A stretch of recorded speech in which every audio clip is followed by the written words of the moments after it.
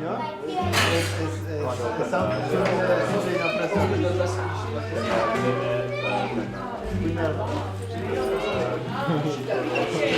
Bonsoir à tout le monde. Bonsoir aux derniers arrivés aussi. Déjà peut-être la première chose, c'est que j'aimerais vous dire que je suis très content d'être là et de partager ce moment avec vous. C'est toujours un grand plaisir. Certaines personnes peut-être parmi vous ont déjà partagé tel moment avec Naomi ou avec moi. Ce qui est important pour moi, c'est dans ces moments qui nous sont accordés, de très vite pouvoir briser un tout petit peu ces difficultés qu'on a au début, d'échanger, de parler, et puis de se retrouver très vite sous le regard du Seigneur. C'est un peu le but. D'accord ? Alors pour ça, ce soir, vous n'allez pas assister pendant 1 heure à un discours où je vais parler tout le temps. On va découper ce moment ensemble en trois étapes. La première étape où je vais introduire ce que j'ai sur le cœur, le sujet pour nous. Et une deuxième étape où on va essayer de réfléchir ensemble à ce sujet.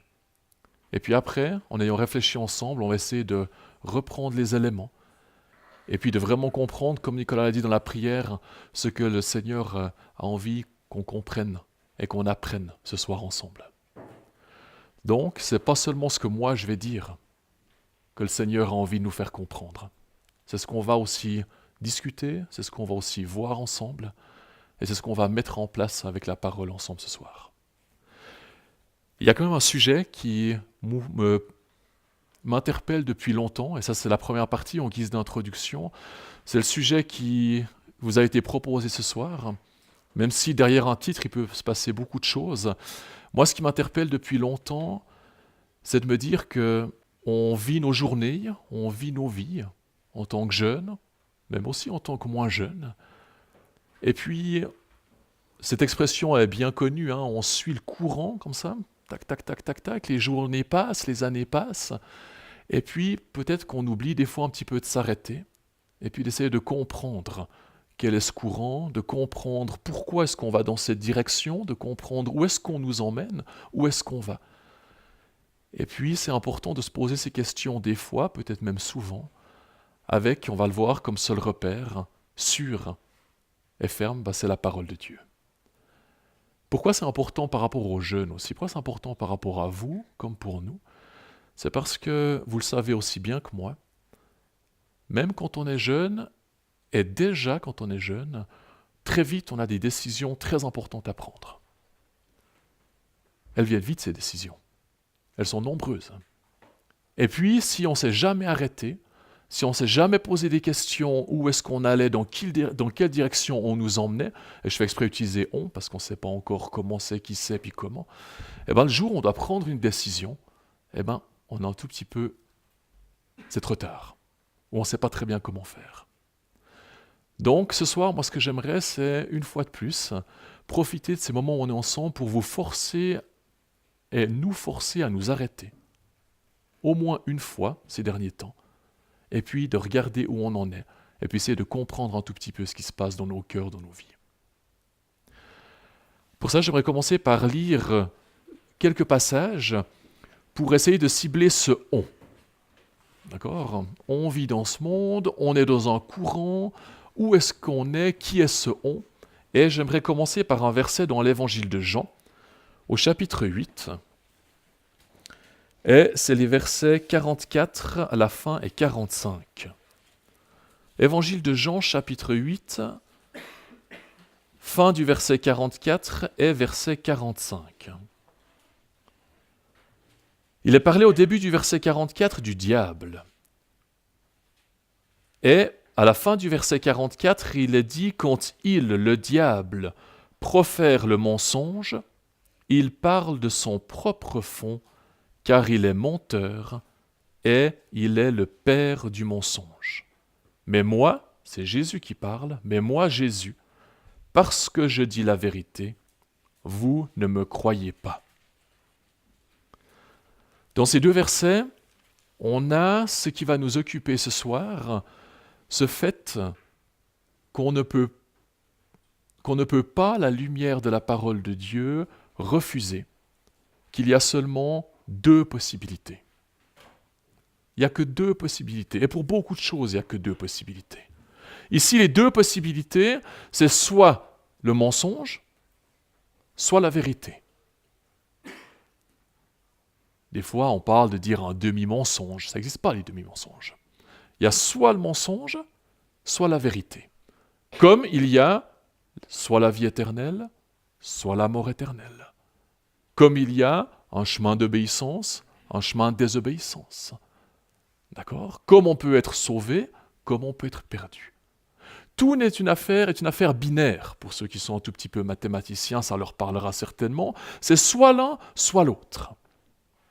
Et ici, il nous est dit que le mensonge, c'est le diable, et que la vérité, c'est le Seigneur, c'est Dieu. Et on ne peut pas inverser les choses. D'accord ?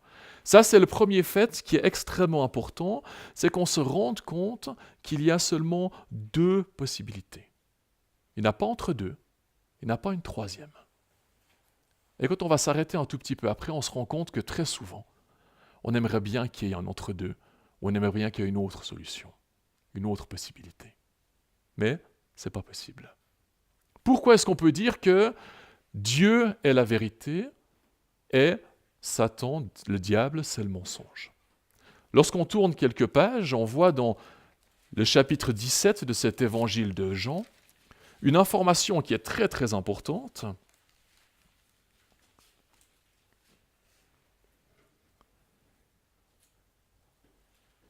Et qui nous dit au verset 18, pour citer que celui-ci, Jean 17, verset 18, « Ta parole est la vérité. » Ta parole est la vérité.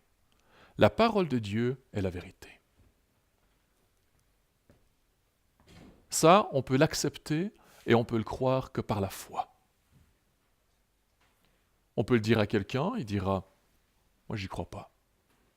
Moi, je ne pense pas que Dieu, c'est la vérité. » Ok.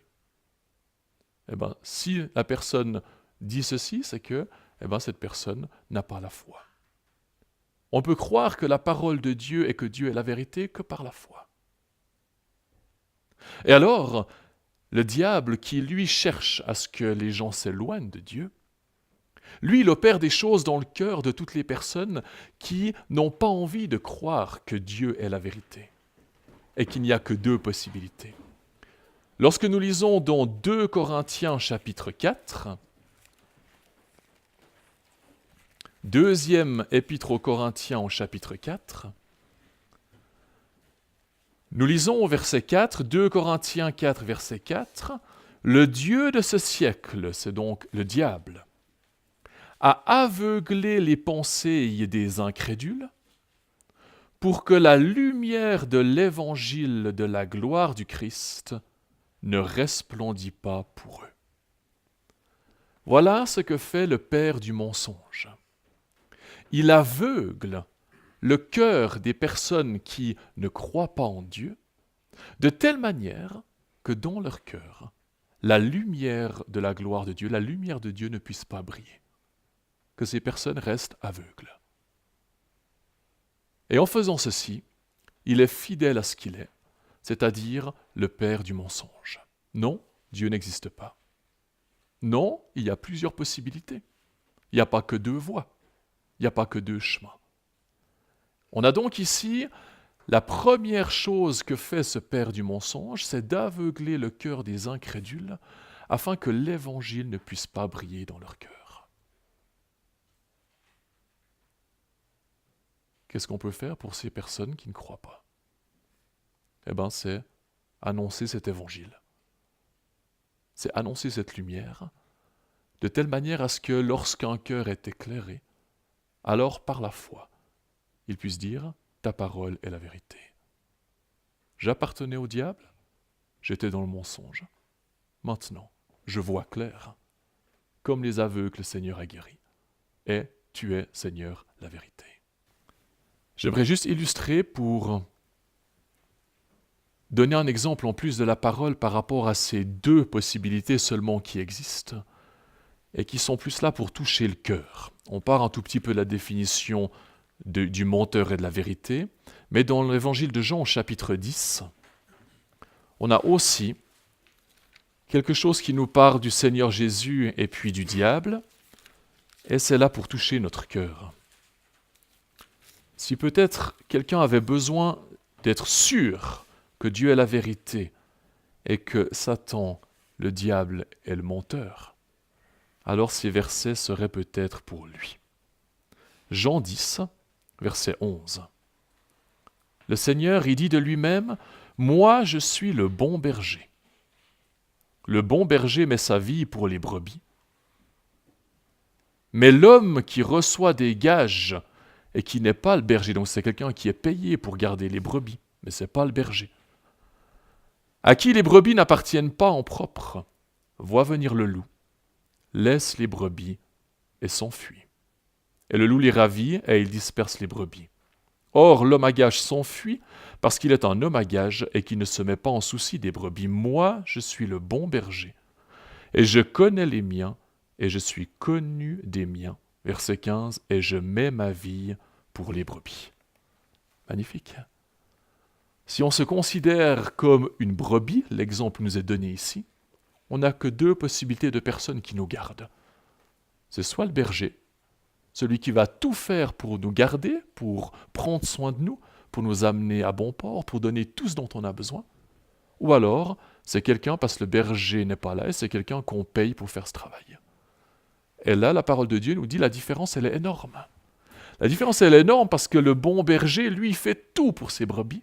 Et le Seigneur, il est même allé jusqu'à donner sa vie pour eux. Alors que l'autre, qui est ici, pourrait être le diable, le menteur, il vient et dit, oui, je m'occupe de vous, chères brebis. Venez, venez, suivez-moi, tout va bien. Et le moment où, tout à coup, il y a le loup qui arrive, qu'est-ce qu'il fait? Il s'enfuit. Et les brebis, qu'est-ce qui se passe pour elles? Eh bien, elles sont dévorées par le loup.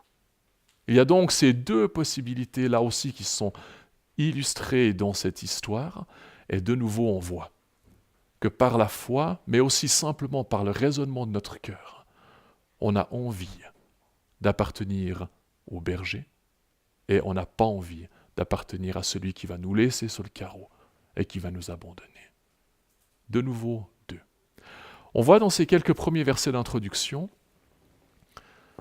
que si on ne croit pas au Seigneur Jésus, ça veut dire que Satan, le menteur, le diable, le père du mensonge, nous aveugle. C'est ce qu'on a lu.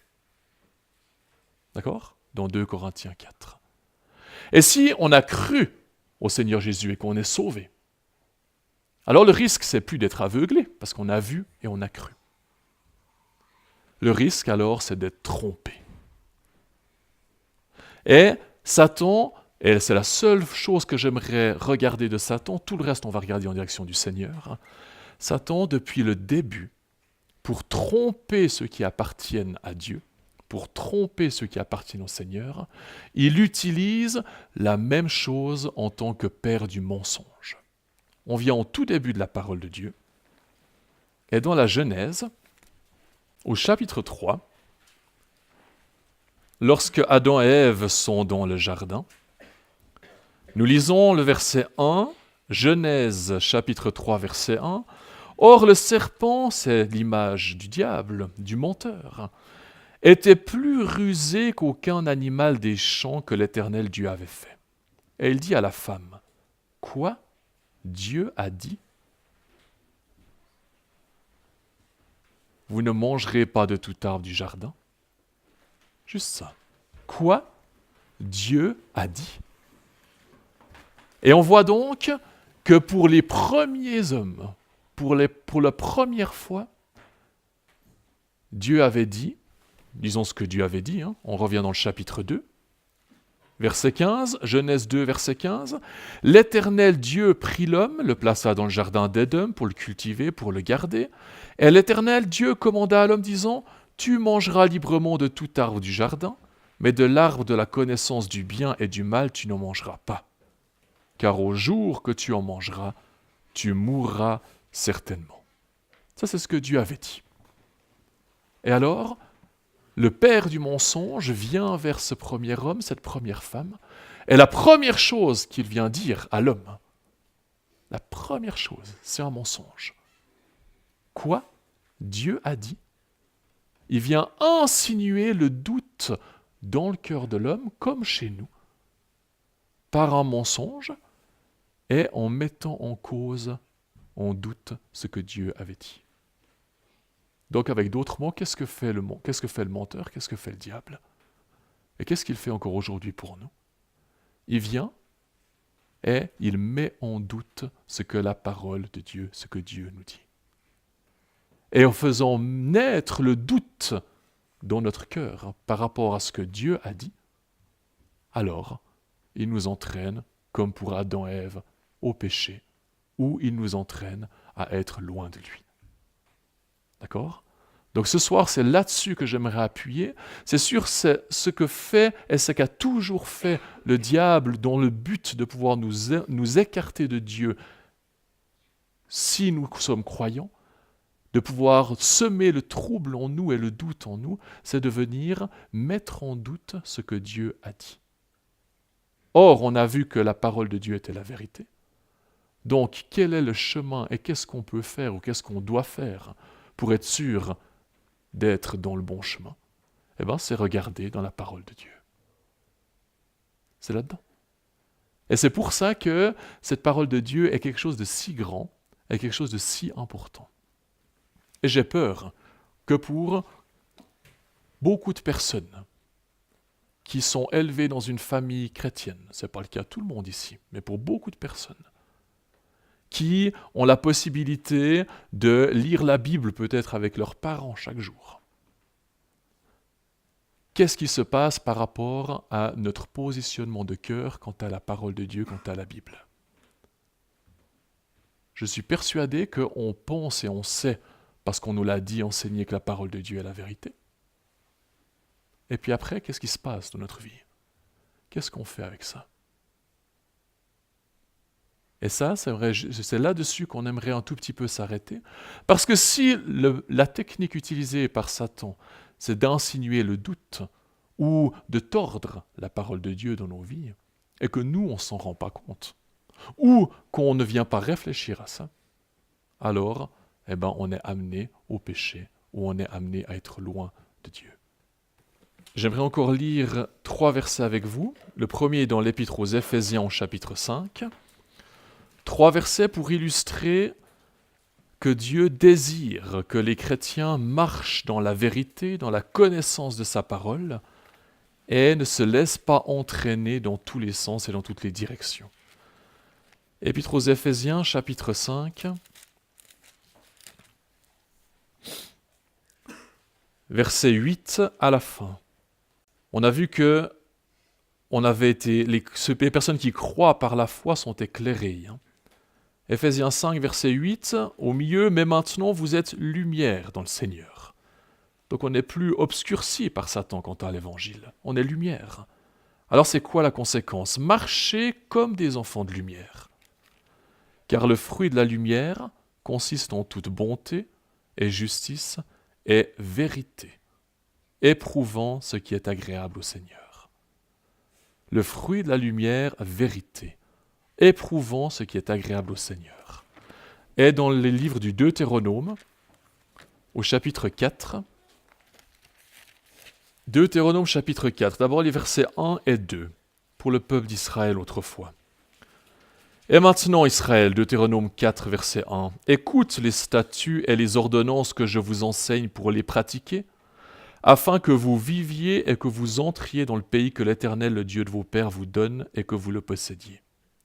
Vous n'ajouterez rien à la parole que je vous commande, et vous n'en retrancherez rien, afin de garder les commandements de l'Éternel. Verset 6.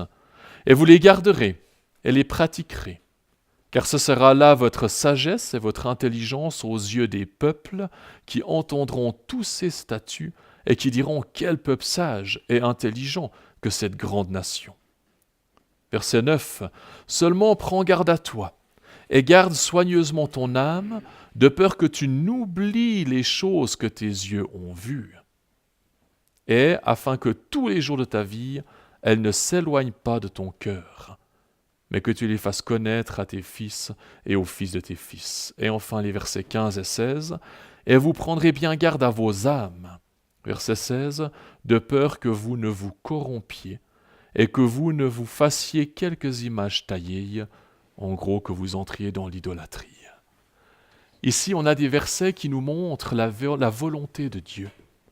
Si Dieu est venu nous tirer du mensonge pour nous amener dans la vérité, s'il nous amène dans la lumière de l'Évangile, c'est que derrière, il a un but. C'est que nous puissions marcher dans la vérité. Et non pas que nous nous laissions entraîner, que nous marchions dans une voie au milieu, je rappelle, ce qu'on pense être peut-être entre la vérité et l'autre. Non. Dieu, il veut qu'on marche dans la vérité. Et si on ne marche pas dans la vérité, alors on n'est pas dans la volonté et dans le chemin, bien sûr, de la bénédiction de Dieu. Et là, dans ce livre du Deutéronome, il y a deux choses qui nous sont dites.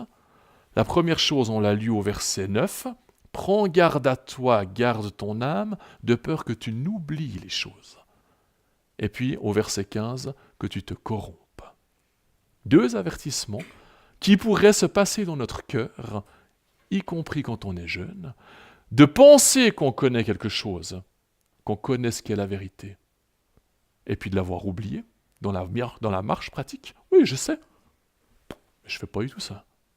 Ou bien alors de connaître la vérité, et puis de se corrompre, de ne pas la mettre en pratique. Et là, ça veut dire que on met en doute la vérité de la parole de Dieu. On met en doute que Dieu veut de nous que nous marchions dans ce chemin de vérité, que Dieu veut nous bénir, que Dieu veut nous conduire par rapport à ça. Alors ce que j'aimerais maintenant, en entrant dans cette deuxième partie, c'est que je vais vous montrer deux exemples que moi j'ai réfléchis. On va se mettre par petits groupes. Et pendant 20 minutes, quand j'aurai fini de parler, on va essayer de réfléchir, en regardant peut-être aux exemples que je vous donnerai après pour voir clair, réfléchir, mais qu'est-ce que, dans notre chemin, nous dans le groupe, ou moi comme personne, j'ai besoin de me rappeler pour ne pas oublier, ou j'ai besoin que la parole me rappelle pour que je ne me corrompe pas. De telle manière à ce que je ne sois pas entre deux, dans un chemin de demi-mensonge qui n'existe pas, donc dans un chemin de mensonge, de fausseté par rapport à la vérité, mais que je sois dans la vérité. Et de telle manière que si tout à coup il y a quelque chose qui m'apparaît, à laquelle je n'avais pas encore pensé, eh bien je puisse m'arrêter. Et derrière ce processus un petit peu de réflexion et discussion en groupe, ce qui m'intéresse moi particulièrement, comme souvent lorsqu'on se retrouve comme ça entre jeunes, c'est de provoquer chez vous ce moment. Et de vous dire que c'est hyper important de s'arrêter dans le chemin de la foi. Et puis de regarder avec la parole, de se mettre devant le Seigneur, et puis de se dire, j'en suis où? Je marche où? Je fais quoi? Peut-être que mes parents me conduisent, me prennent par la main, mais il vient un jour où j'ai besoin de pouvoir décider moi-même où je suis, de comprendre par moi-même. Et à ce moment-là, alors, j'ai besoin de m'être positionné par rapport à la parole de Dieu. Avant ça, j'aimerais juste vous raconter un tout petit témoignage personnel. Pour les quelques personnes peut-être qui l'ont déjà entendu, je m'excuse, mais je pense qu'il y a peu de personnes qui l'ont entendu ici. Quand le Seigneur est venu me chercher, j'avais 23 ans. Je ne sais pas s'il y a quelqu'un qui a 23 ans dans cette salle. Donc, c'est à votre âge que le Seigneur est venu frapper à la porte de mon cœur sans que je comprenne pourquoi. On a le temps de faire beaucoup de choses jusqu'à 23 ans quand on n'est pas enseigné dans le chemin chrétien. Imaginez un petit peu, si vous avez autour des 23 ans, tout ce que vous avez déjà fait dans votre vie. On peut faire beaucoup de choses. Et lorsqu'on ne connaît pas la vérité, c'est qu'on marche donc dans un chemin de mensonge. Et ce chemin de mensonge produit beaucoup de choses.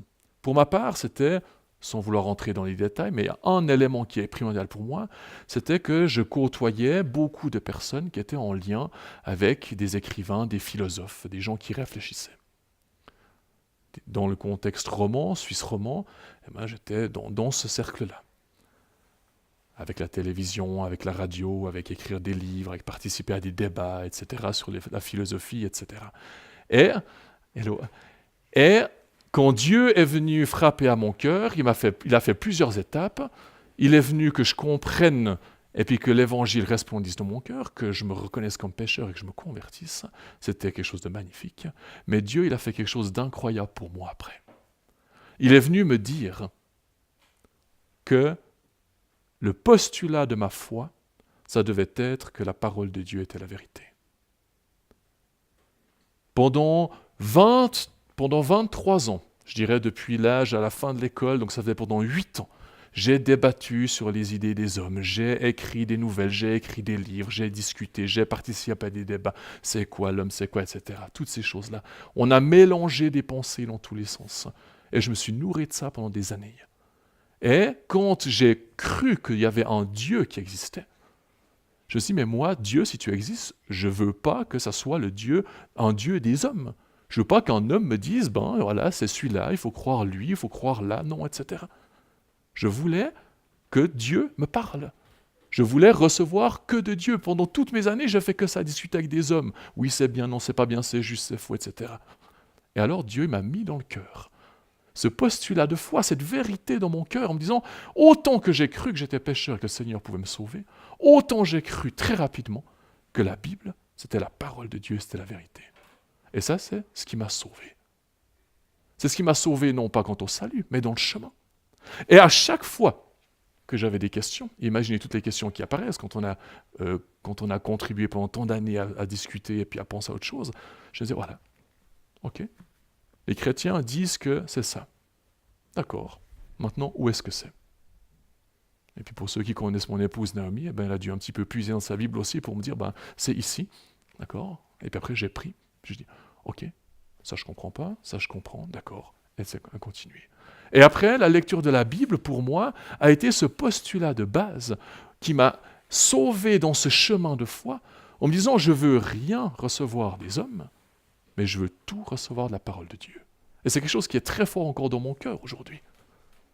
On ne doit pas appuyer sa vie de foi et sa marche personnelle sur ce que des parents disent, sur ce qu'on entend dire, sur ce que des chrétiens disent. Toutes ces choses-là, même si bien sûr, quand on est dans un contexte familial, quand on peut se réunir autour du Seigneur, entendre la vérité, c'est toutes des choses qui nous sont annoncées et puis qui sont bonnes. Mais personnellement, on a besoin d'être fondamentalement sûr que la parole de Dieu est la vérité. Tant que vous n'avez pas cette certitude dans votre cœur, tant que vous n'avez pas accepté ce fait-là, autant que vous étiez pécheur, vous avez besoin d'un sauveur, vous allez être toujours une cible de l'ennemi par rapport au mensonge. Parce que l'ennemi vient toujours vers nous et nous dit quoi Dieu a dit. On va le voir. On nous dit que. C'est quoi l'étape d'après? Ok. La parole de Dieu, elle dit quoi? Donc, ça veut dire quoi pour moi? Ok. Et ça, j'aimerais vous illustrer ça, qui est pour moi extrêmement important, par 2 exemples.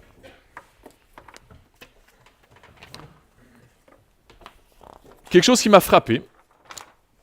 Peut-être que ça vous rappelle quelque chose pour certains d'entre vous. On y viendra à la fin, d'accord? Je colle assez vite. On nous dit que, ça c'était dans une discussion que j'étais en voiture avec le frère d'un collègue qui connaissait quelqu'un que je connaissais de chrétien et qui avait pris un positionnement par rapport au péché de l'homosexualité. Et ça c'est très difficile, parler de l'homosexualité aujourd'hui et puis dire que l'homosexualité c'est un péché, c'est quelque chose qu'on n'a pas le droit. Ou en tout cas qui est très mal perçu. Et cette personne était toute contente de faire Genève-Nyon avec moi en voiture pour me sauter dessus. Puis me dire, oh, toi qui sais réfléchir, toi qui, etc. Et tout ça.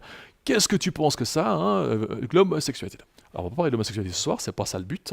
Par contre, moi ce qui m'a touché énormément là-dedans, c'était que, et ça c'est qu'un exemple, on nous dit que le chrétien doit être tolérant. C'est ce qu'on nous dit. Vous l'avez tous entendu. Vous l'avez tous entendu, soit de personnes qui sont autour de vous, soit par un média interposé, soit simplement par ce flot, ce courant culturel et moral de ce on. Et derrière ce on, c'est bien sûr, tout derrière, c'est le père du mensonge qui est là. Mais derrière ce on, il y a des chrétiens qui parlent de tolérance. Moi, j'en connais. Il y a des non-chrétiens qui disent qu'on doit être tolérant. Et puis, quand on dit que on n'est pas tolérant ou bien pas, tout à coup, alors c'est la catastrophe. parce qu'alors on est assimilé à des religions humaines, parce qu'alors on est des fondamentalistes, parce qu'alors on est des extrémistes, et puis alors tout à coup, etc. Alors, est-ce que moi, en tant que chrétien, je dois être tolérant? Qu'est-ce que me dit Dieu? Vous pouvez chercher dans votre concordance, si vous avez la même que moi, vous pouvez chercher le mot tolérance. Vous allez chercher longtemps. Il n'y a pas beaucoup de mots qui ne sont pas dans la parole de Dieu. Il y a beaucoup de mots dans la Bible. Il y en a un qui n'existe pas. Le mot tolérance, il n'est pas dans la Bible. Donc, c'est forcément que Dieu, il a autre chose à nous dire. Alors, la parole, elle nous dit quoi? Elle nous dit quelque chose d'incroyable. Apocalypse 3, verset 15. « Je voudrais que tu fusses ou froid ou bouillant. » Prenons Apocalypse 3.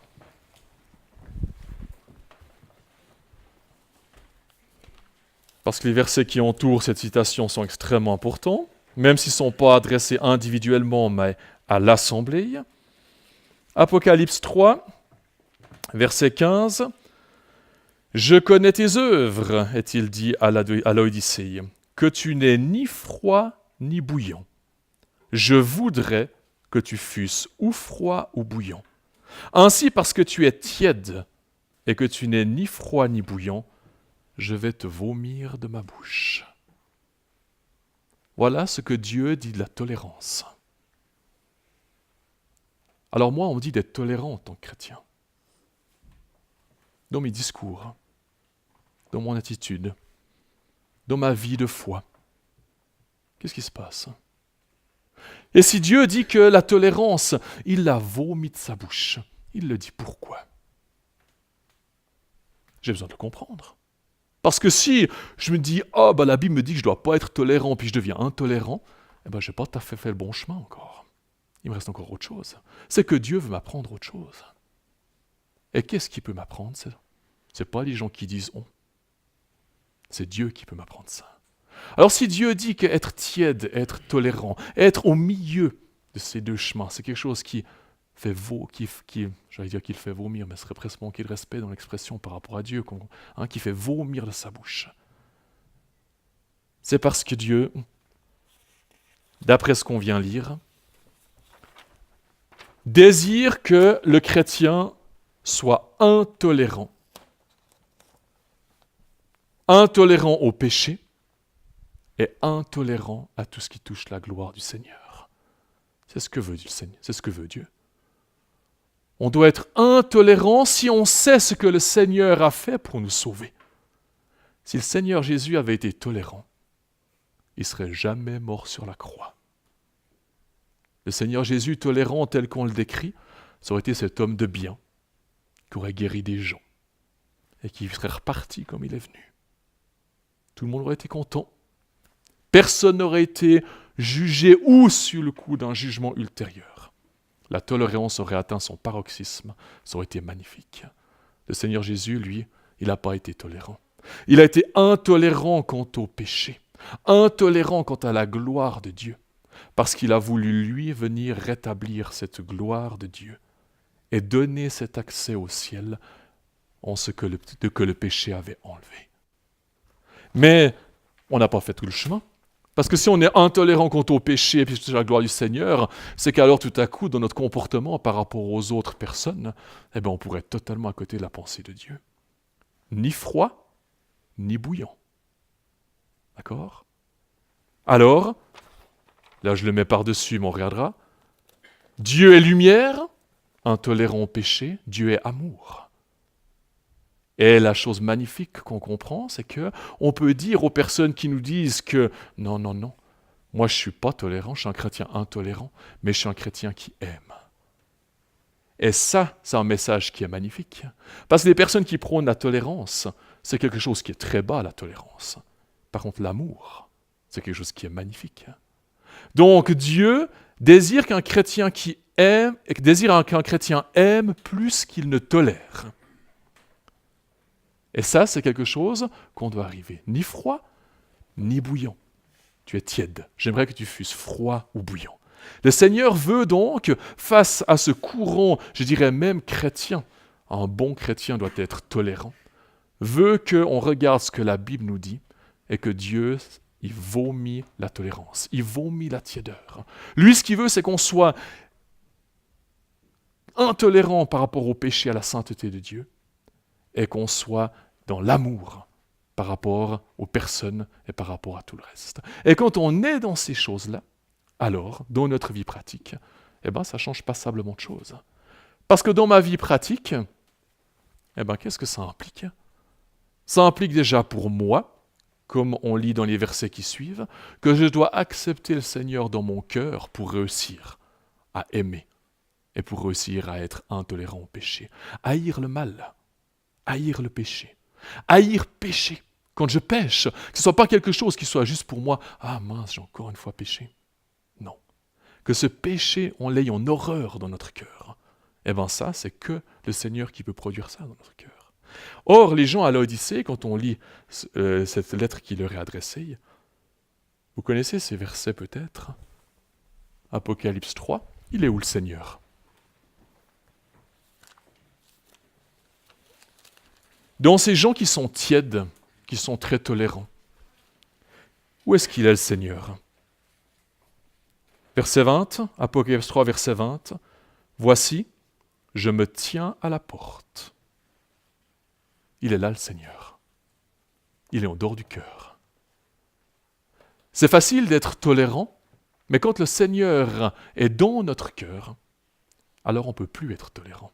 On ne peut plus être tolérant à des personnes qui disent que le Seigneur c'est telle ou telle personne, qui rabaissent sa divinité. Des seigneurs qui rigolent, les personnes qui rigolent du Seigneur, pardon. Quand on a le Seigneur dans son cœur, on ne peut plus être tolérant par rapport à ça. Qu'est-ce que ça produit comme moi comme pensée? Qu'est-ce que ça produit chez moi comme réaction? Le Seigneur l'a montré dans sa vie. Et puis, quand j'ai le Seigneur dans mon cœur par rapport à l'amour, pour toutes les personnes qui sont encore aveuglées par le mensonge, qui pensent qu'il y a encore des voies entre deux. Moi, j'en ai qui sont dans ma proche famille, sauvés par les œuvres. C'est une voie entre deux. On pense que, ouais, non, je suis bien, je suis pas mal. Hein? Et puis c'est Dieu qui décidera. Mais cette voie, elle n'existe pas. On est soit sauvé, soit on est perdu. Entre deux, c'est pas possible. Alors, de l'amour pour ces personnes-là. De l'amour pour parler de l'évangile, pour toutes ces personnes qui sont obscurcies, pour toutes ces personnes qui sont aveuglées par le mensonge. Nous qui voyons clair par rapport à la tolérance, alors ne restons pas les bras croisés. Dans la mesure que Dieu nous donne, allons chercher l'amour. Parce que si nous parlons de sainteté à personne qui nous parle de tolérance, certainement qu'on va être mal reçu. Mais si on parle d'amour, et qu'on prend l'exemple du Seigneur sur la croix, qui, par amour, est mort pour les péchés, c'est l'exemple parfait qui vient contredire cette tolérance-là. D'accord? Ça, c'était le premier exemple que je voulais vous donner. Un exemple où on pourrait laisser faire. On y va, on est dans ce courant, et moi je rencontre beaucoup de personnes chrétiennes, je rencontre beaucoup de personnes qui se disent chrétiennes. Le Seigneur sait qui dans son cœur a cru, pas, et qui parle de tolérance. Moi dans ma famille, je baigne là-dedans. Quand on se retrouve à un anniversaire, on se retrouve à Noël, etc. C'est toujours cette tolérance. J'ai 2 sœurs, elles ne sont pas converties, elles ne vivent pas du tout de la même manière. Moi je suis au milieu. Pourtant, c'est pas la bonne position pour l'exemple, moi, parce que je suis au milieu, parce que j'ai une sœur grande, une sœur petite, et on est là, nous, on vit comme ça, mais c'est bien pour tout le monde, etc. Non. Mais on va pas à chaque repas de Noël puis d'anniversaire pouvoir ramener ce qu'on dit, etc. Mais non.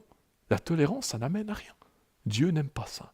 Et on pourrait oublier ça, s'accommoder, et vivre, parce que la tolérance, elle dérange personne, tout va bien. Au travail, à l'école, aux études, c'est pareil. N'oublions pas que les personnes qui restent dans la tolérance, elles sont dans le mensonge. Elles sont dans le mensonge. C'est un mensonge de Satan.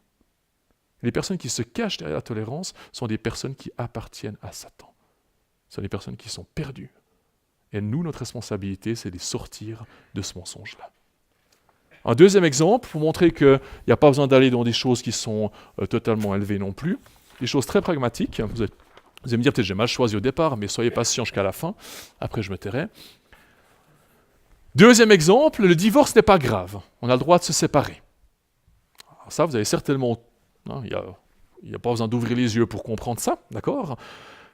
Il est enseigné dans la chrétienté, dans la loi, partout, il est enseigné que divorcer, c'est quelque chose qui n'est pas grave. Qu'on a le droit. que c'est quelque chose qui est normal. Et là, je l'ai juste agrémenté par un exemple pratique aussi. Les plus anciens, moi, on se considère encore comme jeune, mais les plus anciens, moi, j'ai vécu quelque chose qui m'a fortement marqué. C'était avant que je sois converti que ça s'est passé, je trouvais ça injuste à l'époque, je trouve maintenant déplorable. La loi avant, donc ça remonte à 20 ans en arrière, la loi avant, lorsque des personnes voulaient se divorcer, le divorce ne pouvait être demandé déjà, que par la personne qui avait subi, soit la personne était partie, ou bien pour d'autres raisons, donc une personne qui avait subi un tort. Admettons que, par exemple, la femme ait été battue, je m'excuse de l'exemple, battue par son mari, d'accord. Eh bien, la femme pouvait demander le divorce. Le mari ne pouvait pas.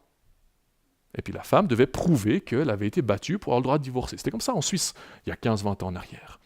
Comment est-ce que c'est maintenant? Maintenant, n'importe qui entre le mari et la femme peut demander le divorce, n'importe quand, et sans aucune raison. Je n'ai pas besoin de dire devant la loi pourquoi j'ai envie de me divorcer. Je dis juste, je divorce. Mais je n'ai pas besoin d'expliquer que ça ne fonctionne pas, quelqu'un est méchant, pas méchant, fidèle, pas fidèle. Non, ça n'intéresse absolument pas. Aujourd'hui, on divorce parce qu'on dit on divorce. Rien d'autre. Vous avez vu un tout petit peu ce courant dans lequel on est? En 15 ans, la différence. En 15 ans, la différence dans l'attaque de ce que Dieu dit. Parce que Dieu, il dit quoi? Je ne vous fais pas l'affront de vous demander, parce que ça, je pense que beaucoup d'entre vous, vous le savez. Ce donc que Dieu a uni, que l'homme ne le sépare pas. Ce donc que Dieu a uni, que l'homme ne le sépare pas. Mais ça, si on n'y repense pas, et si la grâce du Seigneur pour ceux qui sont déjà mariés n'est pas là, on serait vite à se laisser prendre par ces éléments-là. On serait vite à se dire qu'en fait, c'est pas si grave de divorcer. C'est pas si grave de se séparer. Pourquoi est-ce que c'est si grave de se divorcer, se séparer? Dieu, il dit pas des choses juste comme ça pour nous embêter. Parce que Ephésiens 5, verset 32, nous dit « Je parle quant à Christ et à l'Assemblée ». L'exemple de Christ, l'exemple de tous les rachetés qui vont devenir l'épouse de Christ, les noces qui auront lieu dans le ciel, le moment où dans le ciel, le Seigneur sera uni à son épouse, ou plutôt l'épouse sera unie à son Seigneur. La perfection, c'est ce qui va meubler le ciel pendant l'éternité en perfection. Alors, l'image de ça, sur la terre, c'est un homme et une femme qui sont ensemble. Alors bien sûr que Dieu, il n'a aucune idée, aucune volonté dans ce message qu'il donne et dans cet exemple qu'il donne, que l'homme, de sa propre volonté et pour n'importe quoi, vienne séparer ceci. Pour vous, ça veut dire quoi? Pour nous mariés, ça veut dire d'autres choses. Mais pour vous, ça veut dire quoi? Je fais juste deux choses, c'est pour illustrer un petit peu ce que j'attends de vous après.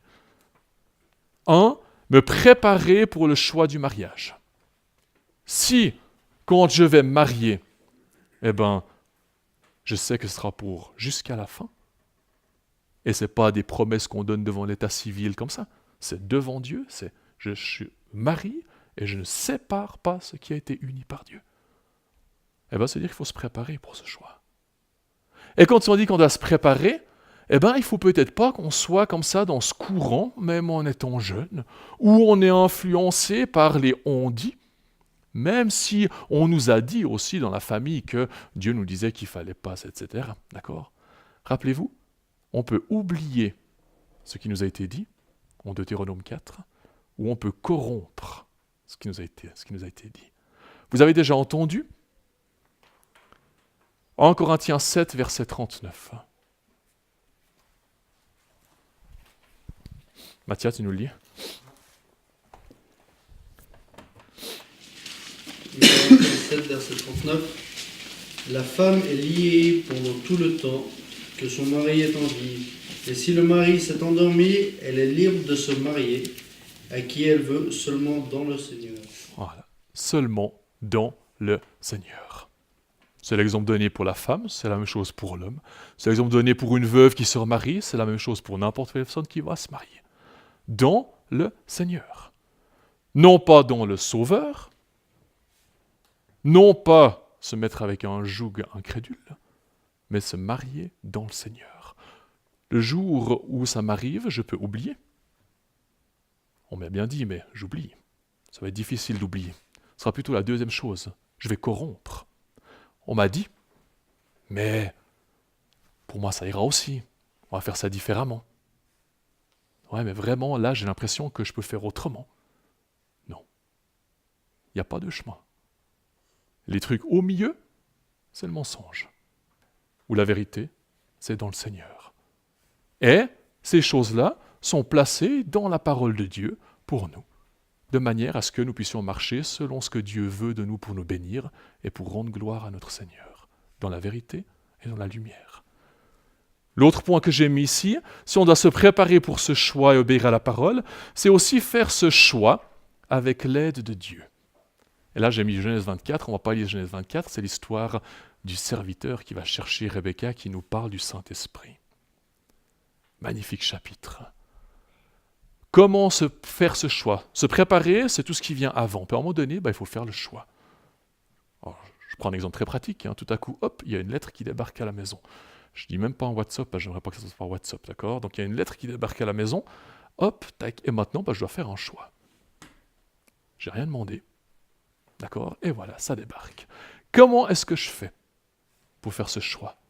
Pour autant que je sois positionné quant à tous ces courants qu'on me dit, quant à ce chemin de vérité ou bien pas. Sinon, comment est-ce que je peux avoir la certitude qu'il n'y ait pas derrière? D'accord?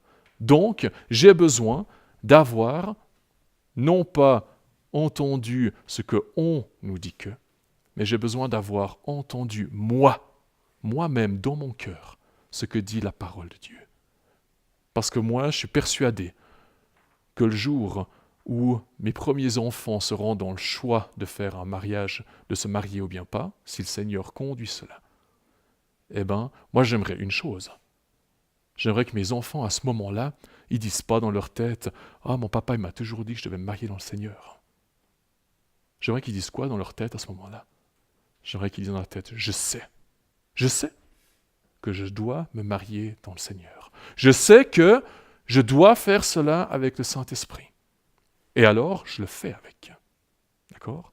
Même si je pars du principe que ce que j'enseigne à mes enfants, c'est selon la parole, moi, ce que j'ai envie, c'est que mes enfants, quand ils grandissent, ils s'approprient ces vérités, de telle manière à ce que ce soit pour eux des choses qui soient des fondements sur lesquels ils peuvent s'appuyer puis avancer. Et non pas des choses qu'on oublie, ou des choses qui, tout à coup, sous la passion, sous le stress, sous les sentiments, hop, tout à coup, les choses qui sont corrompues. Et puis on tombe de la vérité dans le mensonge. 2 exemples que je vous place ici. J'étais plus long que prévu, mais c'était ce que j'avais sur mon cœur. Est-ce que j'aimerais vous demander maintenant, je regarde juste l'heure qu'il est, on avait jusqu'à 9h30, donc ça ira, d'accord?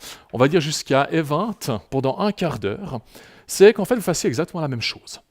Vous mettez au minimum par 3, parce que sinon c'est moins drôle dans l'échange, avec qui vous voulez en laissant personne tout seul, ok?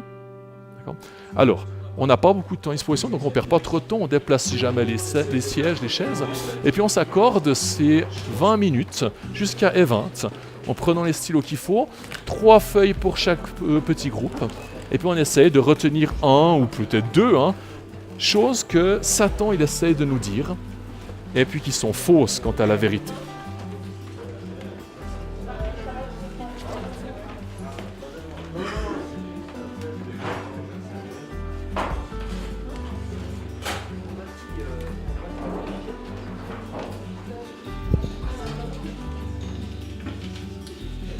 Ok.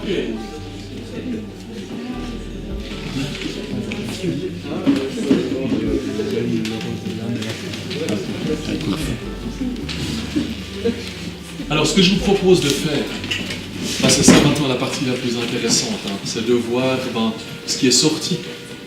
Et puis ce qui sort de notre cœur devant le Seigneur, c'est ce que le Seigneur a envie de produire en nous ce soir. Et puis qu'on arrive un petit peu à regarder, pour pas obliger les gens à prendre la première place.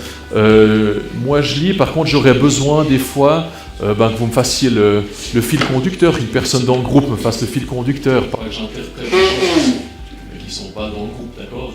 Mais je ne vais pas demander aux gens de venir devant, et puis tout ça c'est pas tellement bien. Bien sûr qu'il y en a plusieurs qui me touchent beaucoup, et puis il y en a même plusieurs auxquels j'avais aussi beaucoup pensé, donc peut-être j'ajouterai 1 ou 2 choses. On commence par la première, je crois qu'il n'y aura pas besoin de rajouter beaucoup parce que c'est assez clairement écrit. on nous dit qu'il n'y a pas de création. Et le verset qui a été cité, Apocalypse 4, verset 11, Genèse 1, verset 1, « Au commencement, Dieu créa les cieux et la terre. » Donc on voit ce mot de créateur qu'il y a derrière. Apocalypse 4, verset 11. On va tourner nos Bibles pour voir derrière s'il y a besoin d'explication, bien pas. S'il y en a qui ont suivi l'étude de la côte parmi vous ici, ça va rappeler des souvenirs. Apocalypse 4, verset 11. « Tu es digne, notre Seigneur et notre Dieu, de recevoir la gloire et l'honneur et la puissance, car c'est toi qui as créé toutes choses, et c'est à cause de ta volonté qu'elles étaient et qu'elles furent créées. » Une scène céleste, ici, où sur le trône, il y a les 24 anciens, tous les croyants qui viennent et qui adorent, qui louent Dieu en tant que créateur. Donc, il y a ça. C'est une chose que j'avais notée aussi dans mon listing, et je rajouterai juste une chose pour moi qui est hyper importante là derrière. Bien sûr que c'est l'histoire de l'évolution qui est cachée derrière, on le sait. L'évolution, on a l'impression maintenant que le mensonge de Satan a un tout petit peu passé, c'est-à-dire qu'il a fait de grands bruits il y a 10 ans en arrière, et on a l'impression que maintenant, on en parle un tout petit peu moins. On a presque accepté, est-ce que j'exagère en disant que c'est presque maintenant devenu presque tolérant, de dire que si on ne croit pas à l'évolution, puis qu'on croit que c'est Dieu qui a créé, on va peut-être pas tomber trop sur la tête encore aujourd'hui, quoique. Mais ça devient, grâce notamment au monde américain, anglo-saxon, ça devient quelque chose qui est un petit peu accepté, qu'on a le droit de dire que l'évolution n'est pas forcément juste, et puis on a le droit de dire que Dieu a créé le ciel, les cieux et la terre. Mais ce qu'il y a derrière, ça n'a pas disparu. Et j'aimerais juste, peut-être pour les personnes qui n'ont jamais réfléchi à ça, vous donner cette réflexion-là. Le mensonge de Satan, qui est venu insinuer dont on dit que Dieu n'est pas le créateur, est quelque chose d'extrêmement subtil, d'extrêmement dangereux. Parce que si Dieu n'est pas le créateur, alors on n'a plus rien à rendre à Dieu. Ici c'est marqué, nous savons qu'il y a un créateur, par cela nous lui devons fidélité à la vie, car sans lui nous ne vivrions pas. C'est très bien ce qui est marqué là. Pourquoi ? Parce que si on part du principe que ce n'est pas Dieu qui nous a créés, on a de compte à rendre à personne sinon à soi-même. Et c'est ça le plus dangereux dans le mensonge de l'évolution. C'est pas tellement dire que les singes sont devenus des hommes. Derrière, on ne devrait même pas tellement s'en soucier. C'est pas tellement ça qui est important. Ce qui est important, c'est de dire qu'il n'y a pas quelqu'un au-dessus à qui on doit quelque chose. Mais que c'est le hasard qui a décidé pour nous et qu'on est libre de faire ce qu'on veut derrière. Et ça, lorsqu'on apprend ça, lorsqu'on donne ça comme courant dans ce monde, et lorsque c'est ça qui devient la base sur laquelle l'homme est élevé, l'homme est éduqué, l'homme réfléchit, on voit les dégâts que ça peut créer. Ça fait que des masses entières de personnes se pensent elles-mêmes leur propre Dieu, et qu'il n'y a plus quelqu'un au-dessus qui est plus grand qu'eux. Et ça fait énormément de mal, et c'est un mensonge qui est très très très dangereux de la part de Satan. Donc derrière l'évolution, ce n'est pas seulement la bêtise de cette théorie humaine, et le fait qu'elle soit totalement infondée scientifiquement, mais c'est un mensonge que Satan a voulu mettre en place pour éloigner la responsabilité de l'homme créé devant son Créateur. Très très dangereux. Donc, s'il y a des gens qui pensent que Dieu n'est pas le Créateur, on peut savoir que ces personnes, elles sont vraiment sur un chemin qui les éloigne de la connaissance de Dieu. Elles ont besoin qu'on leur présente l'Évangile. Elles ont besoin qu'on leur parle du Seigneur et du Dieu créateur. Parce que c'est des personnes qui sont vraiment sur un chemin qui les éloigne. Des remarques par rapport à ça ? Moi, c'est une chose qui me touche énormément. 2, le rôle de l'homme et de la femme est égal. Égalité homme-femme. Qu'est-ce qu'on n'entend pas là-dessus ? Féminisme. Machisme. D'accord ? Là aussi, si on pense que on dit qu'il y a égalité entre hommes et femmes, d'accord ? C'est quelque chose où on est très bien perçu. Maintenant, si on dit qu'il y a égalité entre hommes et femmes, peut-être même qu'on est mal perçu, parce qu'on n'a pas besoin de dire qu'il y a égalité entre hommes et femmes, il faut dire que la femme, elle a le droit d'avoir plus de droits que l'homme. C'est maintenant ce qui est le plus important, c'est ce qui est dit maintenant, d'accord ? C'est reconnaître les droits de la femme. Encore dernièrement, j'écoutais une émission dans la voiture en rentrant, où il y avait ces histoires de retraite, ces histoires d'âge de retraite, de compensation, etc. Et puis de salaire inégal entre hommes et femmes. Bien sûr, on peut se poser la question, pourquoi est-ce que les femmes pour un même métier ne sont pas payées la même chose que les hommes ? C'est pas ça du tout la question, d'accord ? Mais derrière, ce qu'il y a derrière, c'est quoi ? C'est qu'on doit arriver à une égalité de tout le monde et de tout le monde. Mais il se cache quoi derrière cette égalité ? D'accord ? Il se cache que Dieu a créé l'homme. Je prends Matthieu 19, verset 4. J'enlève, je remettrai, je m'excuse, mais c'est écrit en vert, et puis j'arrive pas. Que Matthieu 19, verset 4, qui est la correspondance de Marc 10 que nous avons lu, Dieu les a créés hommes et femmes. Différents. D'accord ? C'est-à-dire l'égalité de l'homme et de la femme, qu'est-ce qu'on a envie de nous dire ? On a envie de nous dire que c'est la même chose. D'accord ? C'est pas seulement qu'on devrait traiter la même chose, c'est que homme ou femme, en fait, il n'y a pas de différence.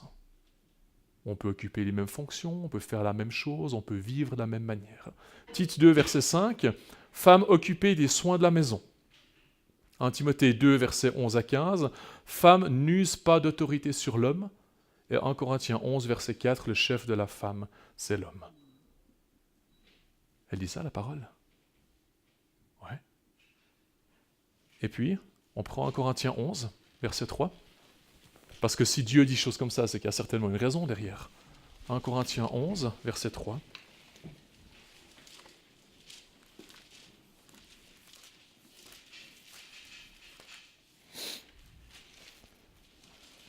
« 1 Corinthiens 11, verset 3. « Mais je veux que vous sachiez que le chef de tout homme, c'est le Christ. Que le chef de la femme, c'est l'homme. Que le chef du Christ, c'est Dieu. » On pourrait continuer les versets, mais on aurait dans un autre sujet. Derrière cette hiérarchie, qui n'est pas une hiérarchie telle que les hommes conçoivent, nous on pense toujours que quand on est en haut, c'est mieux. Dieu, il ne pense pas comme ça. En termes de responsabilité, en termes de hiérarchie selon les plans de Dieu, il y a Dieu, l'unité. En termes du corps, il y a la tête du corps, Christ. Et après, le chef de l'homme, c'est le Seigneur. Et le chef de la femme, c'est l'homme. Et ces versets de 1 Corinthiens 3 nous ramènent, si on lit la suite des versets, à la création. À ce que Dieu a institué dès le début. Adam. Et comment est-ce qu'il a créé Ève depuis Adam ? En prenant une côte de l'homme, pour qu'elle soit eau de ses os, chair de sa chair, pour qu'elle soit cette personne dans l'union, pour que ce soit parfait, pour qu'il y ait cette aide qui lui corresponde, pour que l'homme enfin ne se sente plus seul. Il y a donc dans le couple et dans l'unité de l'homme et de la femme, quelque chose de magnifique de la part de Dieu en vue du bonheur de l'homme et de la femme, mais qui ne repose aucunement sur une égalité que l'homme voudrait créer et qui n'est qu'un leurre, sachant que nous avons été créés différents à la base. Pour nous, si on habite à la maison, on peut déjà s'entraîner à être soumise pour les filles. Déjà observer et apprécier le rôle de notre mère. Nous préparer en apprenant les éléments qui feront partie de notre rôle plus tard, s'encourager entre filles à voir la beauté dans le rôle que Dieu nous donne.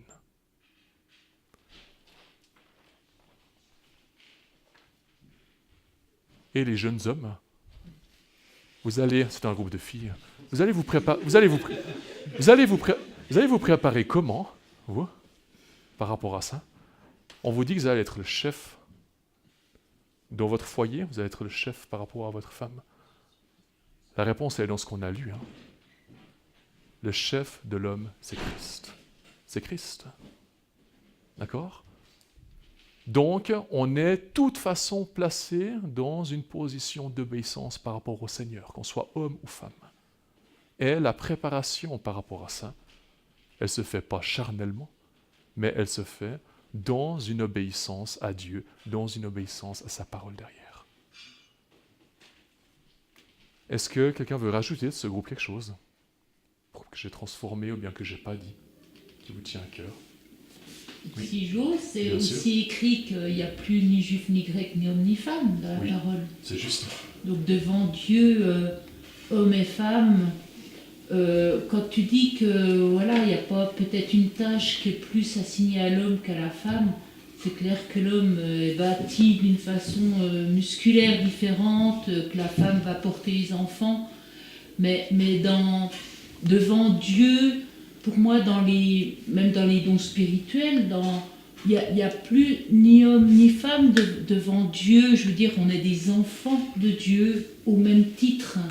Il n'y en a pas justement un qui va dominer sur l'autre, dominer entre guillemets, mais je veux dire, on a tous la même nature d'enfants de Dieu, avec des fonctions différentes, mais dans notre nature, on est égaux. Ce verset que tu viens de citer de Galates dit ce que la parole de Dieu dit. Et c'est juste, quant à la foi, qu'on soit grec, qu'on soit juif, qu'on soit homme, qu'on soit femme, quelle est l'importance?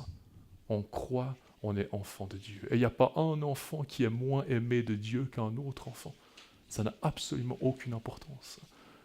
Quant à notre rôle pour lequel Dieu nous a créés, mais chacun des rôles a la même importance devant Dieu. Mais quant au rôle pour lequel Dieu nous a créés, le mensonge de Satan serait qu'on veuille prendre le rôle de l'autre. Et Dieu nous a créés pour des tâches différentes. Preuve en est, rien que tu l'as cité, preuve en est la naissance, la conception. D'accord? Et le mensonge de Satan, c'est qu'on prend ce que la parole voudrait dire et on nous dit, mais non, Dieu il dit que on est tous la même chose. On est tous la même chose quant à la foi et quant à l'amour que Dieu nous porte et quant à la position de croyants, d'enfants de Dieu dans laquelle on a été amenés par puritance. Mais Dieu n'a pas demandé, par exemple, à des hommes d'avoir des enfants. Il ne va pas demander à des femmes d'aller parler en public, comme c'est marqué, par exemple, en Corinthiens. Et ne va pas demander inversement. D'accord? Donc, il y a des choses qui sont demandées par Dieu quant aux différents rôles. Mais chaque rôle a son importance d'une façon égale par rapport à Dieu. Et le problème de Satan, le mensonge, c'est quoi? C'est qu'on est tellement dans une société maintenant où on nous dit que une femme qui ne travaille pas, je parle ici de propre volonté, il y a plein de femmes qui travaillent et puis qui doivent travailler pour gagner leur vie, c'est pas ça la question, d'accord? Mais une femme qui choisit de rester à la maison, c'est quelque chose qui n'est pas normal. Mais reprenons, chers amis, 2 générations en arrière, pour peut-être comparer avec le courant il y a 2 générations en arrière. Est-ce qu'il y a 2 générations en arrière, on disait, d'une façon méprisante et en rigolant, que ta maman, elle est à la maison puis elle ne travaille pas? Mais bien sûr que non. D'accord? Donc c'est un exemple qui nous montre ce courant qui nous entraîne, et on pourrait se dire, mais c'est normal en fait. C'est normal que, je peux même mentionner. De nouveau, je ne suis pas en train de prôner le fait que la femme doit absolument rester à la maison. Il y a des pays où les deux doivent travailler, il y a des femmes qui travaillent, qui font... Je ne suis pas en train de parler de ce thème-là de façon précise, pas qu'on m'interprète mal, mais il y a derrière le mensonge de Satan qui dit que, effectivement, il n'y a pas de différence entre la femme et puis entre l'homme. Et ici, il a été mentionné aussi le fait que Dieu les a créés hommes et femmes. Et ça, je me permets, c'est une chose que j'avais notée encore derrière, de vous dire, peut-être, si vous décrochez, c'est pas grave, mais peut-être pour les personnes qui sont en pleine étude maintenant, ou bien qui sont à la fin de l'école, que ce soit à la maison ou bien en au public, c'est la même chose, parce que, quoique, on est gardé peut-être dans le homeschooling chrétien par rapport à ça. On a parlé de créationnisme avant, d'évolutionnisme, l'évolution. Maintenant, la plus grande théorie qu'on transmet dans l'éducation, dans les écoles, c'est que Dieu, c'est la théorie du genre, gender. C'est que Dieu n'a pas créé les hommes et les femmes. C'est la société qui façonne les hommes tels quels, c'est la société qui façonne les femmes telles quelles. Donc c'est normal si à 16 ans on a envie de changer de sexe. Donc c'est normal si on ne se sent pas bien. Quand on est comme ça, on est plutôt homme alors qu'on devrait être femme, et ainsi de suite. Et on nous enseigne ça maintenant. C'est un nouveau mensonge que Satan met pour faire la même chose que ce qu'on a vu avec la création, nous éloigner toujours plus de Dieu, de la vérité de Dieu. Dieu nous a façonnés dès le ventre de notre mère. Qu'est-ce qu'il a dit au prophète Jérémie? Qu'il l'a connu dès avant qu'il était dans le ventre de sa mère. Il l'a connu. Il savait que c'était Jérémie, c'était ce petit garçon qui allait devenir un prophète qu'il avait créé, parce qu'il savait qu'il allait l'utiliser plus tard. Dieu, c'est pas qu'il crée quelqu'un dans le ventre d'une maman, et puis il crée une petite fille, et puis après tout à coup, c'est pas juste, en fait, ça va être un petit garçon. On imagine ce que ça veut dire en offense par rapport à Dieu, cette théorie. Donc, le rôle de l'égalité entre l'homme et la femme, et le questionnement de la position de l'homme et la femme, et ce mensonge que Satan vient en disant « Dieu dit que la femme est inférieure à l'homme », c'est un mensonge. Dieu ne dit jamais que la femme est inférieure à l'homme. C'est un pur mensonge, mais c'est les hommes qui prennent ça et qui transforment ça de telle manière à ce qu'on dise. Et après, on ne s'étonne pas que si on est femme, on veut devenir homme, si on est homme, on veut devenir femme, et puis il n'y a plus rien qui fonctionne derrière. Donc c'est les résultats du mensonge de Satan. Donc là, on avait beaucoup de choses qui étaient en lien avec les jeunes filles. On peut vivre une vie de chrétien sans jamais être persécuté ou rencontrer d'opposition, c'est ce qu'on nous dit. D'accord ? 2 Timothée 3, verset 12.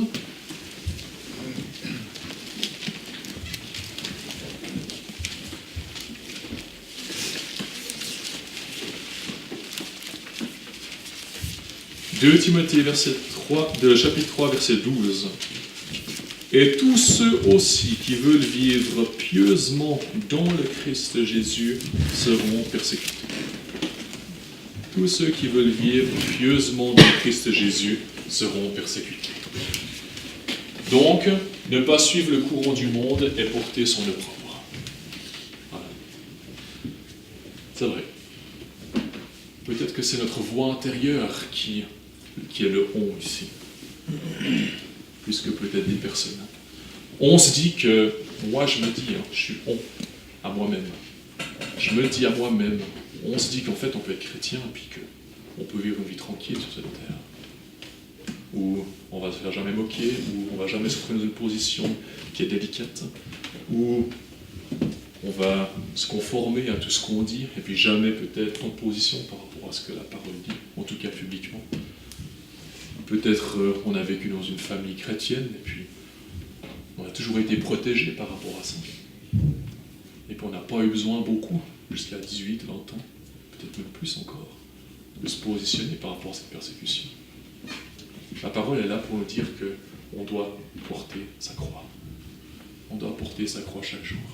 Et l'opprobre fera partie du chemin du chrétien, comme dans une mesure pleine et entière, elle a été le chemin de notre Seigneur Jésus-Christ. Et ça doit nous faire peur. C'est quelque chose qui doit, plein de confiance, nous permettre d'avancer. Et puis, d'avancer, sachant que le Seigneur nous donnera les forces, la foi, et nous pardonnera toutes les fois où on n'a pas osé porter haut le drapeau de peur par rapport à cette opprobre. Il y en a plusieurs parmi vous qui, des fois, vont distribuer les calendriers. Il y a plusieurs parmi vous qui participez, des fois, à une évangélisation ou bien autre, ou bien à quelque chose d'autre, un autre exemple que peut-être je ne mentionne pas. Vous savez ce que c'est, l'opprobre. On sait que c'est des fois quelque chose qui est difficile, surtout les premières fois. Et puis après, des fois, on réalise que ça va peut-être plus facilement que ce qu'on aurait imaginé. Et puis surtout que dans notre cœur, on est plus en paix après avoir subi cette opprobre, avoir subi la moquerie, avoir osé dire quelque chose en discussion, plutôt que s'être tué. Et puis qu'on soit reparti comme ça. Des fois, c'est dans notre cœur, la paix, elle est bien plus présente quand on a réussi à pouvoir suivre ce que la parole nous dit par rapport aux autres. Et puis là, j'aurais besoin d'aide pour... On a besoin des réseaux sociaux pour s'épanouir. Je trouve ça... Bon, vous connaissez. Je trouve ça me touche beaucoup. Ceux qui, du groupe, vous arrivez à lire les versets pour voir que ce soit toujours moi qui parle. Juste les 2 premières lignes, c'était plutôt un danger qu'il y avait dans le réseau social en lui-même, mais c'était pas par rapport à la satisfaction ou l'épanouissement. Mais c'était juste des versets par rapport au fait d'être vrai, que ce soit quand on est présent ou absent, ou quoi que ce soit. Voilà, mais donc, le psaume 23, verset 1.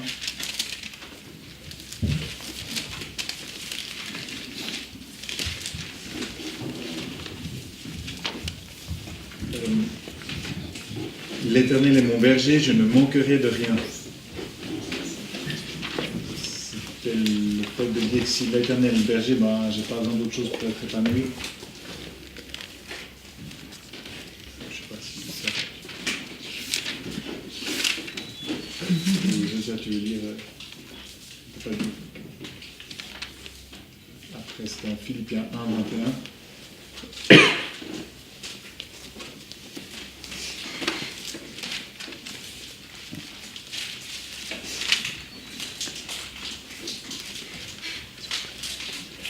Philippiens 1, verset 21. Car pour moi, vivre, c'est Christ, et mourir en gain. Voilà, mais le fait que c'est Christ, de son identité, et puis aussi pour Paul ici, c'était vraiment ça son but. Et puis, ce serait le salut suffisait. Avec cette ambivalence de cette dépendance qui n'est non pas tellement pratique, hein, d'accord, mais derrière le mensonge qui est caché derrière l'utilisation de ces réseaux sociaux, il est multiple. Le but, c'est pas qu'on fasse une journée jeune là-dessus, on a déjà bien discuté de ça, mais derrière, il y a surtout un mensonge, c'est effectivement, ces deux versets le montrent bien, de donner une importance plus grande, émotionnellement parlant, dans notre cœur, à des contacts entre humains, des contacts via aux réseaux sociaux, qu'au Seigneur lui-même. C'est ça le danger qui est derrière. Le danger derrière, c'est cette dépendance et le fait qu'on soit constamment en esprit et de cœur relié à ces réseaux, relié à WhatsApp, relié à ces configurations, et qu'on ne soit plus en paix avec le Seigneur lui-même. Je crois que derrière, c'est ça qu'il y a derrière. On le vit quand on travaille, on le vit, vous le vivez-vous en tant que jeune aussi.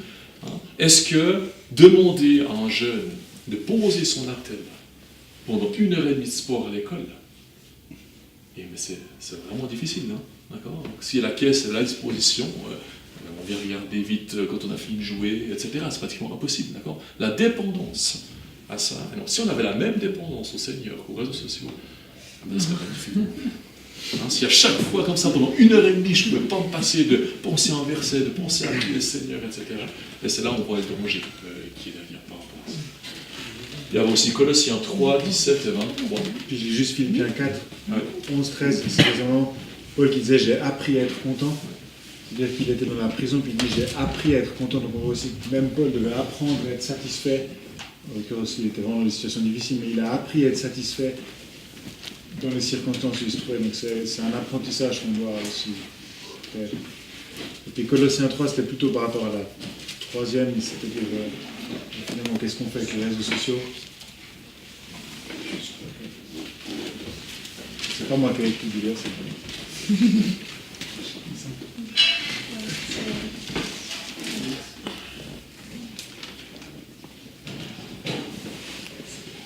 Donc Colossiens 3, verset 17, « Et quelque chose que vous fassiez, en parole ou en œuvre, faites tout au nom du Seigneur Jésus, rendant grâce par lui à Dieu le Père. » Et verset 23, « Quoi que vous fassiez, faites-le de cœur, comme pour le Seigneur. » C'est étonnant ces versets. Ça veut dire quand même que des fois, quand on utilise les réseaux sociaux, on se rend compte que c'est quand même pas pour la gloire du Seigneur, ce qu'on écrit ou bien ce qu'on fait. C'est comme ça qui est caché derrière ces versets qui sont marqués là, non? C'est que souvent, on utilise des choses, on utilise des réseaux sociaux, on utilise des connexions, et qu'en fait, on se rend compte que c'est pas pour le chemin de la vérité, c'est pour autre chose derrière. Et ces versets nous disent que quoi que vous fassiez, que vous ayez un attel ou pas dans les mains, que vous soyez seul dans votre chambre ou pas, que vous ayez l'ordinateur devant les yeux ou pas, quoi que vous fassiez, faites des choses pour la gloire du Seigneur Jésus, des choses qui lui plaisent. Ouais. Et qu'il faut profiter de la vie. Pour moi, vivre, c'est Christ. Philippiens 2, on vient de le lire. Il y a aussi Ésaïe 22, verset 13. Ésaïe 22, verset 13.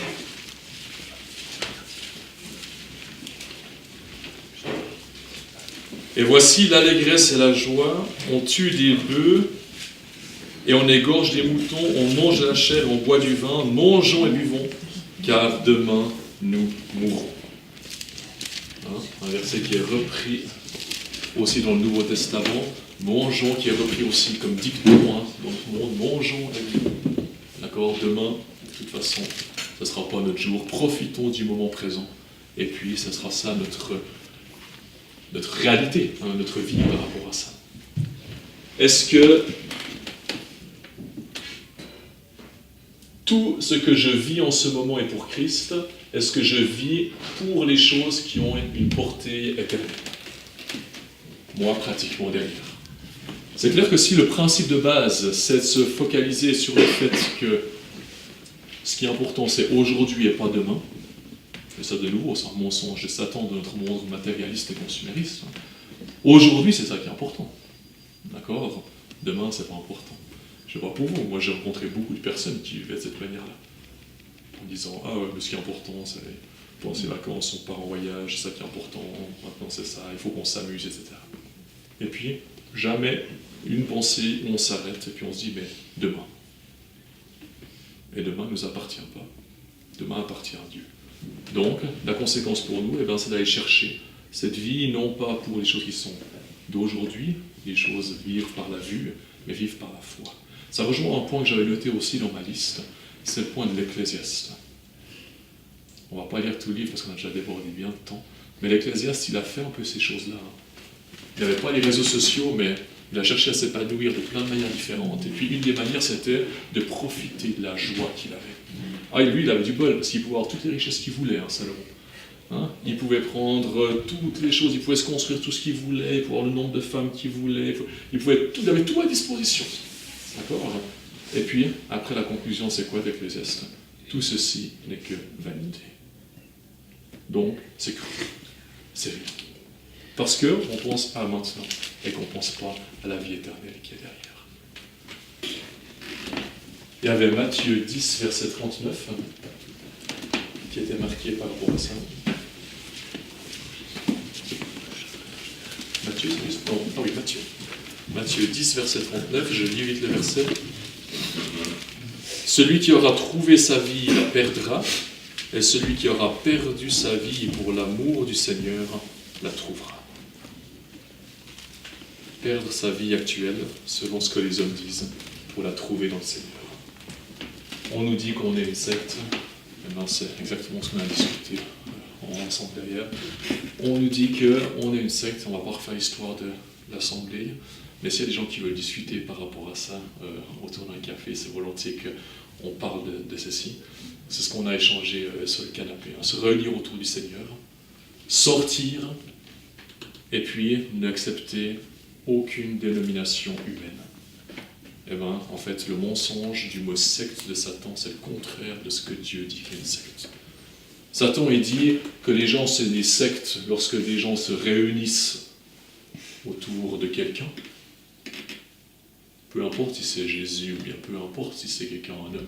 Le fait de se réunir en dehors de quelque chose, Satan, il dit c'est ça une secte. Parce que Satan, il veut que tout le monde aille à la perdition. Tout le monde aille dans les ténèbres. Et quand quelqu'un veut sortir de ce chemin-là, ben, lui dit c'est le secteur. Et puis le Seigneur, il dit quoi? Et ben, le Seigneur, il dit que tous ceux qui se créent des petits groupes en dehors de la vérité, et ben, se créent des sectes. La vérité, c'est le Seigneur. La vérité, c'est se réunir autour de lui. Et si on veut rajouter quelque chose à cette vérité, c'est qu'on devient une secte. De tel nom. Une secte de tel nom. Une secte de tel nom. Le mensonge est très grand. Il ne faut pas qu'il me décourage. Il faut qu'on soit très au clair par rapport à ça, aussi quand on est jeune par rapport à la suite. Je vous laisse. Et peut-être ça va faire titre chez chacun. Vous prenez une feuille, vous passez plus loin le reste. Je vais prendre un petit peu derrière si jamais il n'a pas assez. C'est là-dessus que je voulais terminer. Quelque chose qui m'a beaucoup frappé ces derniers temps.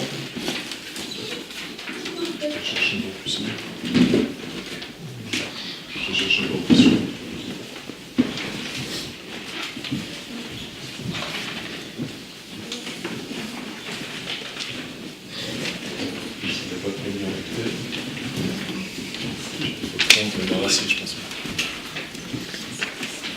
montrer.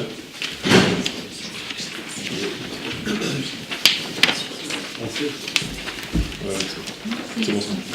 Donc ceux qui se rappellent ou pas, c'était donc dans le calendrier La Bonne Semence, dans cette année 2018, 4 feuillets qui moi m'avaient beaucoup frappé.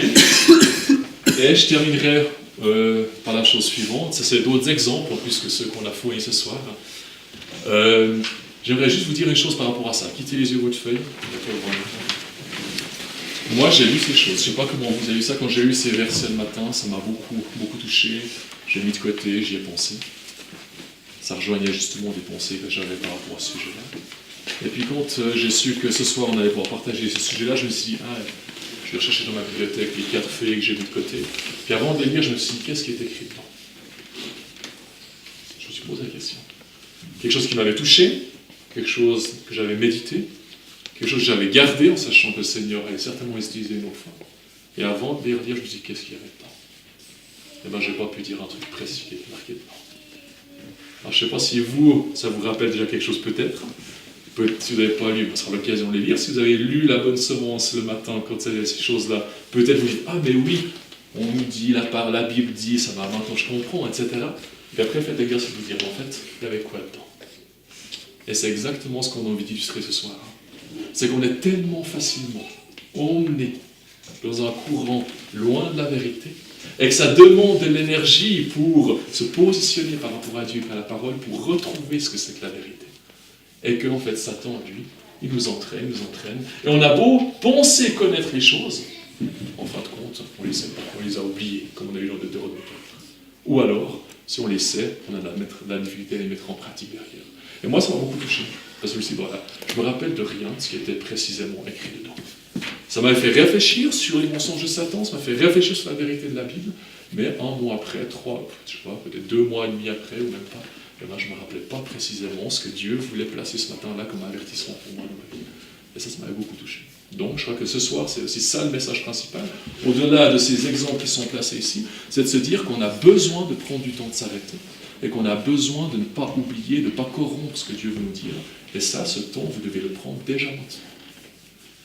Dernier point que j'avais noté ici, c'est le mensonge de Satan de vous dire « j'ai le temps, je suis jeune, je ferai ça après ». Oubliez.